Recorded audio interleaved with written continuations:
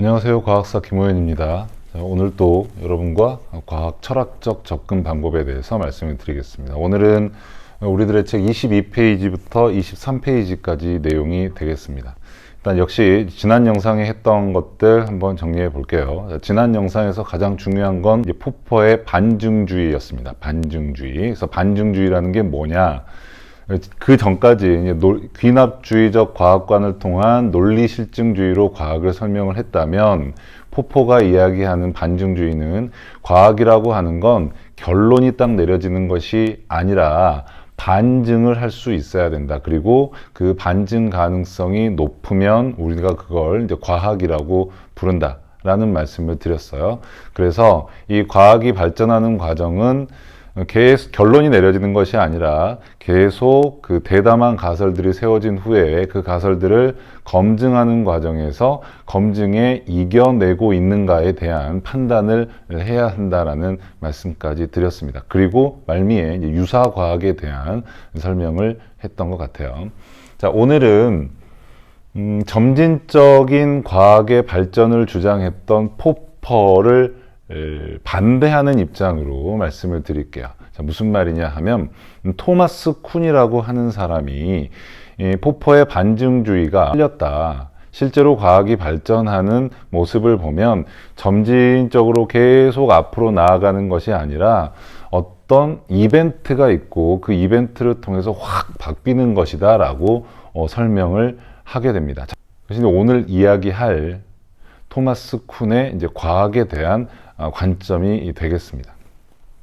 자, 일단 토마스 쿤의 과학의 관점을 말씀드리기 전에 용어 하나를 좀 정리를 할까 해요. 자, 뭐냐면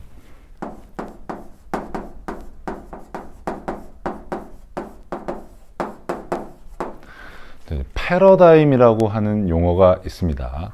실제로 이제 과학과 관련이 없는 사람들도 이 패러다임이라고 하는 용어는 되게 많이 사용을 합니다. 이 패러다임은 실제로 이제 사회과학에서 더 많이 사용을 하더라고요.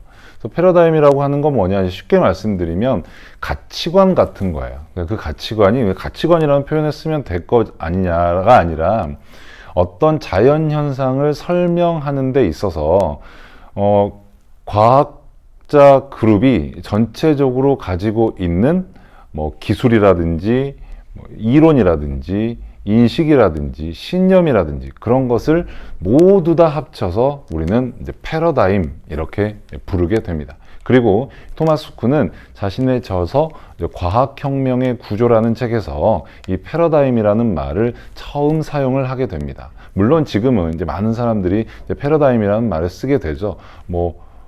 그 사회적으로 보면 무슨 패러다임이 바뀌었다, 세상을 보는 패러다임이 바뀌었다, 교통이 발전하면서 지리적인 패러다임이 바뀌었다, 어떤 물건이 용도에 있어서 패러다임이 전환되었다, 그런 말들을 많이 쓰잖아요. 근데 그 패러다임의 어원이 토마스 쿤의 과학혁명의 구조였다는 거 일단 말씀을 드리겠습니다.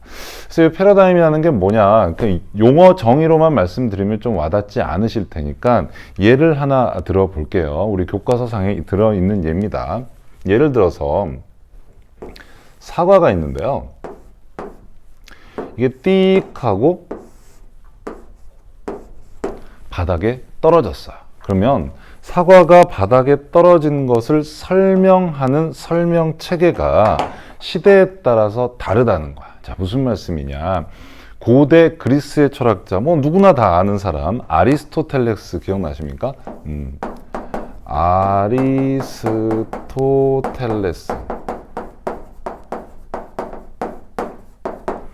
이 사람은요, 사과가 땅에 떨어지는 이유를 이렇게 설명해요. 사과니까 떨어진다. 무슨 말씀이냐, 이 사람은요, 이 우주에 있는 모든 것들은 네 가지 물질 중에 하나로 되어 있다라고 얘기를 합니다. 그럼 네 가지 물질이 뭐냐면 불하고요, 공기하고요, 흙하고요, 물이래요. 그래서 이제 들어는 보셨을 거야. 이제 사원소설이라는 얘기를 해요. 그래서 모든 물질은 불, 공기, 흙, 물 중에 하나로 되어 있고 또 어떤 것들은 얘네들의 조합을 통해서 일어난다. 그래서 우리가 이걸 사원소설이라고 부르는 거야. 사원소설이라고 부르는 거야. 그런데 말이죠. 이 사람은 또 이렇게 얘기해요. 이 사원소가 있는데, 네 가지 원소가 있는데, 이 중에서 가만히 봐라, 얘들아. 물하고 공기는 위로 올라가려고 하는 성질이 있어. 돼요? 다시. 흙하고 물은 아래로 내려가려고 하는 성질이 있어. 왜냐하면, 물하고 공기는 저 하늘에서 왔어. 어디에서 왔어? 저 하늘에서 왔어. 그렇기 때문에 원래 있었던 자신의 고향 하늘로 올라가려고 해. 반면에 흙하고 물은 땅에서 왔어. 어디서 왔어? 얘는 땅에서 왔어. 땅에서. 그래서 아래로 내려가려고 해. 그런데 말이야, 이 사과라고 하는 녀석은 흙과 물의 조합으로 만들어진 거야. 흙과 물의 조합으로. 어떻게 알아요? 아니, 흙에서 사과나무가 만들어졌잖아. 그리고 사과를 먹어보니 되게 물이 많이 있어. 그래서 흙과 물에서 만들어진 거야. 그럼 흙과 물에서 만들어진 거니까 다시 땅으로 돌아가려고 하는 습성이 있을 거야. 그래서 사과는 떨어지는 거야. 이렇게 설명을 하는 게 아리스토텔레스의 사과 낙하에 대한 설명입니다. 어때요? 지금 관점에서는 되게 어이없는 설명이죠. 정말 어이없는 설명이야. 실제로도 토마스 쿤이 그렇게 연구를 하는 거야. 토마스 쿤은 과학 철학자입니다. 그래서 지금까지 고대에 있었던 과학들을 쭉 이제 연구를 하는 거야. 그런데 아리스토텔레스의 자료를 보니까 아리스토텔레스는 왜 어때요? 굉장히 위대한 사상가죠. 그래서 이 사람의 사상은, 이 사람의 철학적 사상은 지금 현재에서도 서양 유럽에서 되게 기저를 깔고 있는 아리스토텔레스, 플라톤 이런 사람들은 서양 철학에 아주 기반을 깔고 있는 중요한 철학자입니다. 그러니까 이렇게 머리 좋은 사람이 어떻게 이렇게 어이없는 설명을 했을까라고 생각을 하는 거야. 왜 이렇게 어이없는 생각을 했지? 아, 이때 당시에 모든 사람들은 이런 생각을 가지고 있었어. 어떤 물질, 이거 사람이 됐건 뭐 무생물이 됐건 우주에 있는 모든 것들은 다시 원래 있었던 곳으로 돌아가려고 한다. 원래 있었던 곳으로 돌아가려고 한다. 나는 원래 어디에서 시작되었는가? 거기로 돌아가려고 한다. 이런 성질을 가지고 있다고 생각했던 거야. 다시 한번. 아리스토텔레스가 살던 세상의 모든 사람들은, 세상의 모든 것들은 다 원래 있었던 것으로 돌아가려고 한다라고 하는 가치관을 가지고 있었어요. 그런 신념을 가지고 있었어요. 그런 자기들만의 이론을 가지고 있었어요. 그렇기 때문에 아리스토텔레스도 거기에서 벗어나지 못했던 거야. 다시.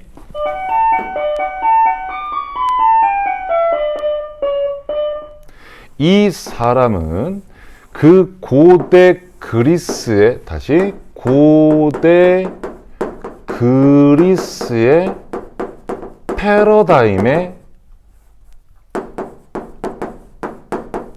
묶여 있었던 거야. 그리고 이 패러다임 안에서 이것을 설명하는 거야.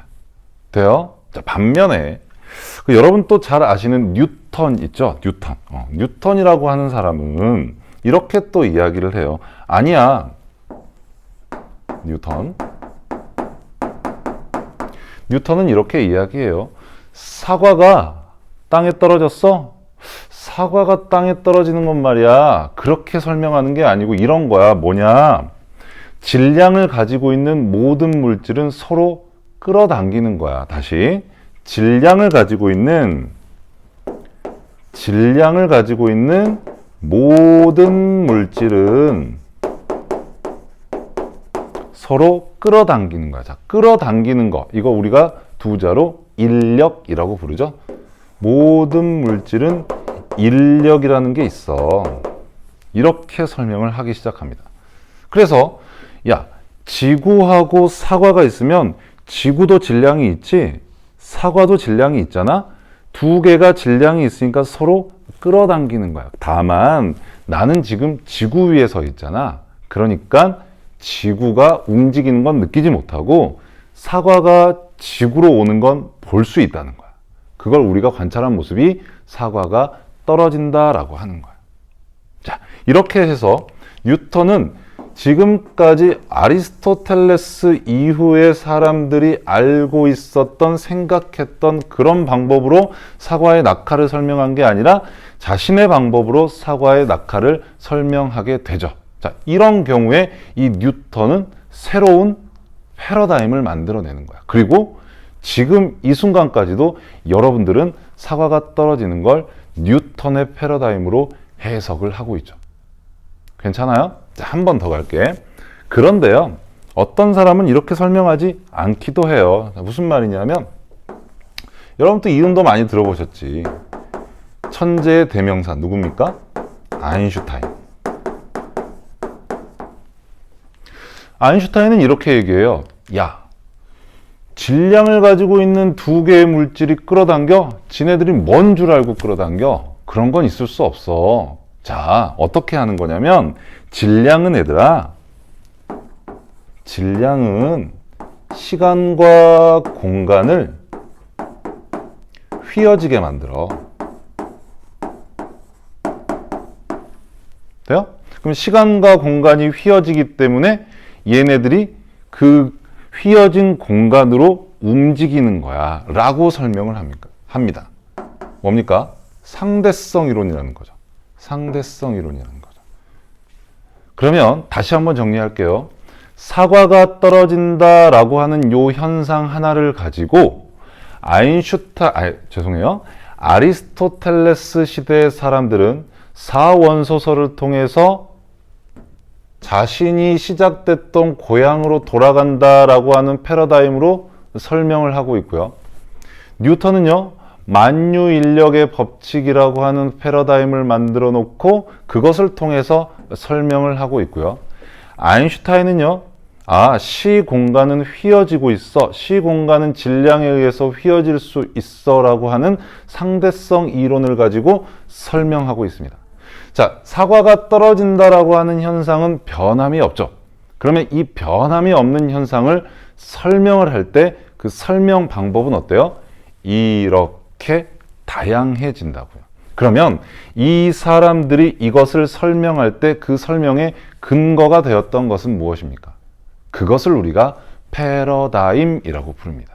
그리고 그 시대를 살고 있는 모든 사람들, 과학자뿐만 아니라 모든 사람들은 그 시대를 지배하는 패러다임 안에서 모든 현상을 설명하고 이해하게 된다. 이렇게 얘기하는 게 토마스 쿤의 패러다임이라고 하는 거야. 그래서 여러분들이 패러다임에 대해서 이 정도 이해를 해주시면 되겠습니다. 이제 패러다임이라는 용어를 어렴풋이나마 이해하셨다면 토마스 쿤의 과학혁명에 대한 이해를 할 준비가 된 겁니다. 자, 그러면 이제 토마스 쿤의 패러다임 전환에 대해서 말씀을 드릴게요. 우리들의 책 23페이지 내용이야. 자, 무슨 말씀이냐? 패러다임 전환을 이제 한마디로 표현하면 혁명이라고 표현을 해요. 이 사람은 혁명이라고 표현을 해요. 일단 본론 들어가기 전에 혁명에 대한 이야기를 잠시 해볼까요? 여러분들 혁명하면 제일 먼저 떠오르는 게 뭐죠? 놀랍게도 우리는 프랑스 사람이 아님에도 불구하고 프랑스 혁명을 제일 먼저 떠오르죠. 산업혁명 떠오르는 사람은 별로 없을 거야. 어찌됐건 간에 이 혁명이라고 하는 게 만들어지는 시작되는 원인이 뭡니까? 원래 기존 질서라는 게 있어요. 그런데 그 기존 질서가 계속 지탱이 되는 과정에서 점점 외부에 또는 내부에 어떤 요인들이 들어옵니다. 어떤 요인들? 기존 질서를 무너뜨리려고 하는 요인들이 들어와. 예를 들어서 왕정이 진행이 되고 있었는데 그 왕정이 부패했다거나 시민들이 어떤 지식 수준이 높아졌다거나 또 경제적인 어려움이 생겼다거나 자연재해가 생겼다거나 어찌됐건 간에 기존의 체계를 위협하는 요인들이 점점 쌓이게 됩니다. 그러면 쌓이게 되었을 때 이것들이 어느 순간에 빵 하고 터지는 거야. 기존 체계를 기존 체제를 무너뜨리기 위해서. 그걸 우리가 혁명이라고 하죠. 그리고 혁명이 진행이 돼서 성공을 하게 되면 어떻게 됩니까? 새로운 체계가 다시 만들어지죠. 자, 지금 제가 사회학적 이야기를 잠깐 말씀드렸어요. 그런데 토마스 쿤은요, 그 사회학적인 혁명 구조를 과학에 적용을 시킨 거야. 자, 어떻게 된 거냐면, 과학도 역시 마찬가지로 처음에는 이런 식으로 됐다는 거야. 패러다임이 만들어지기 전에는 여러 가지 그냥 사례들이 단순하게 수집이 되는 그런 단계가 있었을 거다. 그걸 우리가 뭐라고 하느냐. 전과학의 시대다. 그러니까 아직 과학으로 만들어지기 전의 시대다. 이렇게 생각하시면 돼. 그러다가 여러 가지 사례들이 축적이 되면서 진짜 과학이 만들어지는 거야. 진짜 패러다임이 만들어지는 거야. 그걸 우리가 정상과학이라고 불러요.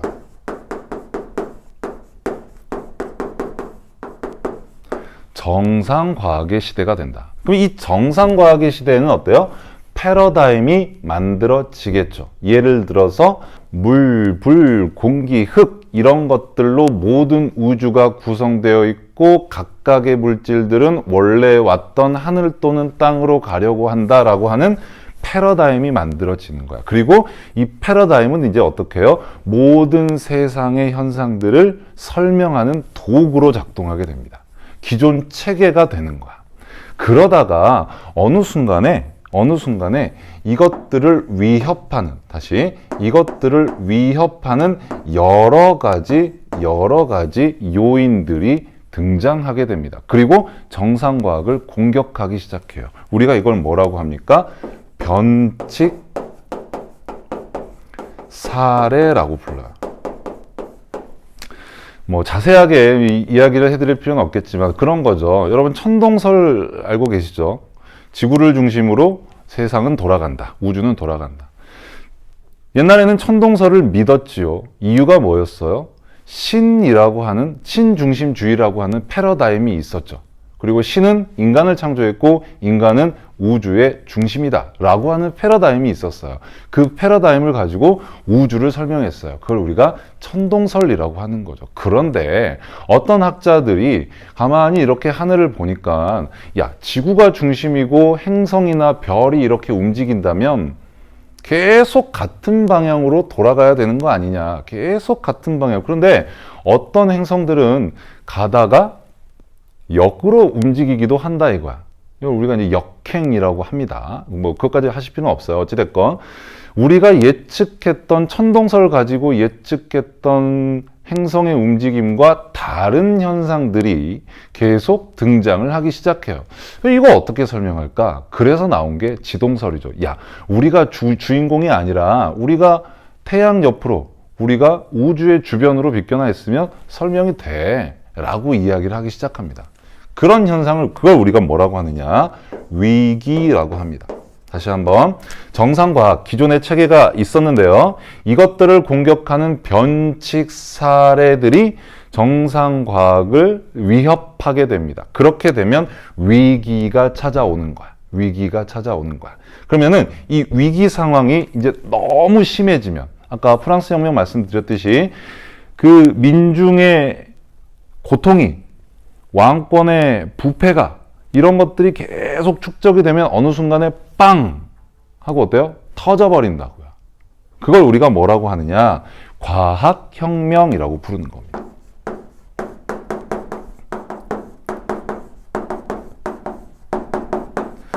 그래서 혁명적인 사건이 일어나고 기존의 과학, 기존의 정상과학은 폐기가 되게 됩니다. 그럼 폐기가 되고 나서 어떻게 돼요? 새로운 체계가 만들어지죠. 그래서 또 다른 정상과학이 만들어집니다. 편의상 이렇게 쓸게요. 기존에 있었던 것 1, 나중에 만들어진 것 2. 돼요? 아리스토텔레스의 패러다임, 뉴턴의 패러다임. 돼요? 다시 뉴턴의 패러다임, 아인슈타인의 패러다임. 자, 이런 식으로 급진적으로 변화한다는 거야. 자, 여기서 잠깐 이제 포퍼하고 비교를 할 수 있어야 돼.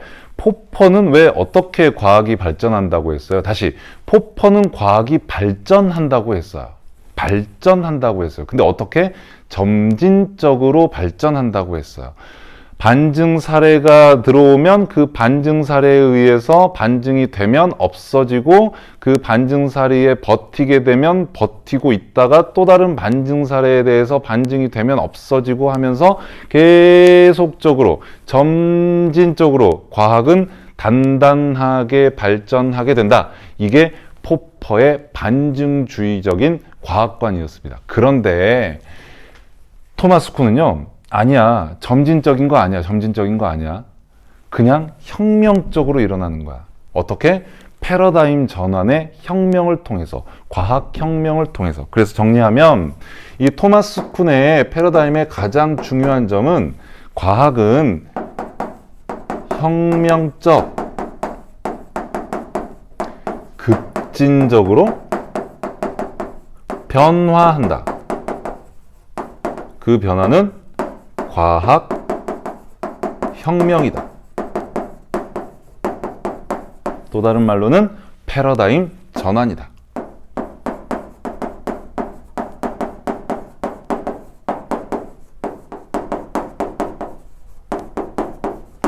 자, 토마스 쿤의 과학관 첫 번째 특징입니다. 자, 두 번째 특징 볼게요. 자, 토마스 쿤의 과학관의 두 번째 특징은 뭐냐면 이런 거죠. 발전이라는 건 있을 수 없다는 거죠. 다시, 발전이라는 건 있을 수 없다. 자, 무슨 말씀이냐면, 쓰면서 갈게요, 쓰면서. 과학은 발전하는 것이 아니다. 자, 두 개의 특징 정리하십시오. 첫 번째, 혁명적이고 급진적으로 변화한다는 것. 그리고 과학은 발전하는 것이 아니다라는 것.